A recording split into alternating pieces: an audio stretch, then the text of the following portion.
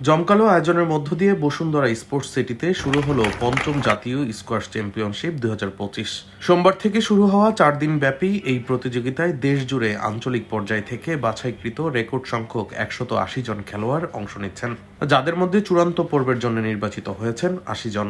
বিকেলে প্রতিযোগিতার মূল পর্বের আনুষ্ঠানিক উদ্বোধন ঘোষণা করেন যুব ও ক্রীড়া উপদেষ্টা আসিফ মাহমুদ সজীব ভূঁইয়া। জার্সি উন্মোচন ও বেলুন উড়িয়ে তিনি এই আসরের শুভ সূচনা করেন। প্রধান অতিথির বক্তব্যে আসিফ মাহমুদ সজীব ভূঁইয়া বলেন, গত 4 বছরে বাংলাদেশের স্কোয়াশ অনেক দূর এগিয়েছে। নিয়মিত এই ধরনের জাতীয় প্রতিযোগিতা আয়োজনই প্রমাণ করে আমাদের স্কোয়াশের সুদিন আসছে। অনুষ্ঠানে জানানো হয়, স্কোয়াশ ফেডারেশনের নিজস্ব কমপ্লেক্স না থাকায় সম্প্রতি বসুন্ধরা গ্রুপের 5 বছর মেয়াদী একটি সমঝোতা স্মারক স্বাক্ষরিত হয়েছে। এর ফলে বসুন্ধরা স্পোর্টস সিটির আধুনিক অবকাঠামো ব্যবহার করে নিজেদের কার্যক্রম এগিয়ে নিতে পারবে ফেডারেশন। এই প্রসঙ্গে ফেডারেশনের সাধারণ সম্পাদক অবসরপ্রাপ্ত brigadier general GM. Kamrul Islam বলেন, স্কোয়াশকে সারা দেশে ছড়িয়ে দিতে হবে।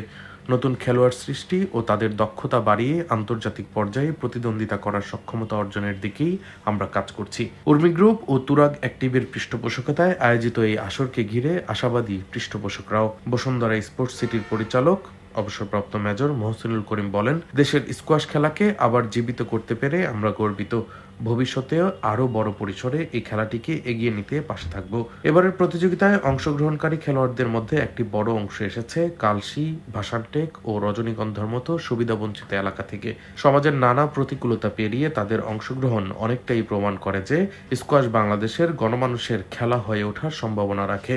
সম্প্রতি বাংলাদেশের স্কোয়াশ খেলোয়াড়রা এশিয়ান জুনিয়র চ্যাম্পিয়নশিপ ও নেপালে আন্তর্জাতিক প্রতিযোগিতা থেকে পুরস্কার নিয়ে ফিরেছেন। আগামী 16 অক্টোবর বিকাল 4টায় এই আসরের ফাইনাল খেলা ও পুরস্কার বিতরণী অনুষ্ঠিত হবে বলে জানিয়েছে আয়োজকরা। নওফাল হাসান মাহবিজ, দৈনিক ডেস্টিনি।